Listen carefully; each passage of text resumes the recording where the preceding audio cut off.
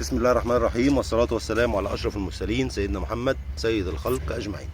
تحياتي ليكم، معكم المهندس أحمد مصطفى، الشرق الأوسط للاستثمار والتطوير الزراعي لإنتاج نبات البونيكام 002 المعتمد في وزارة الزراعة المصرية بحقوق ملكية فكرية. بنقول عليه البونيكام المصري 002 الناعم. البونيكام المصري 002 يتميز بإيه؟ فيه العرق الأحمر، لأن ده من فصائل قصب السكر الأحمر والذرة العويجة زي ما أنت شايف كده.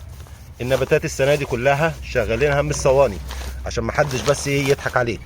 السنه دي عشان تطلع نبات قوي زي كده اهو ما ينفعش يطلع في صينيه، كل الشغل عامل احواض جوه الصوب ملش.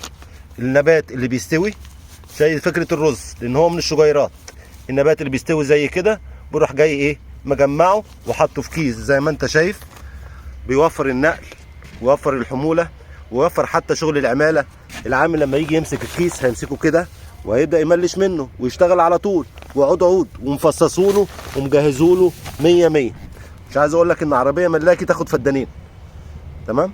معلش، هو الراجل هنا جاي لي بعربيه ربع نقل لان هو شركه، فبالطبيعي جدا هيطلع عربيه الشركه. النبات بسم الله ما شاء الله، البروتين بيبدا من 8 لغايه 18%، 4500 طاقه، احماض امينيه بيوجد فيه 19 نوع من انواع الاحماض الامينيه. ما بيترشش حشري، ما بيترشش فطري، ما بيجلوش اعفان. بيحب الميه، كل ما تديله ميه هيديك انتاج اكتر، وبيتحمل الجفاف والعطش لدرجه صعبه جدا، وممكن يقعد سنه ما يشربش، ولو اديته ميه هيشتغل. يتحمل ملوحه لغايه 7000 و 8000 بي بي ام. بونيكام الشرق الاوسط 002. ادي العلامه المائيه وادي الموقع بتاعنا، ودي مواصفات البونيكام.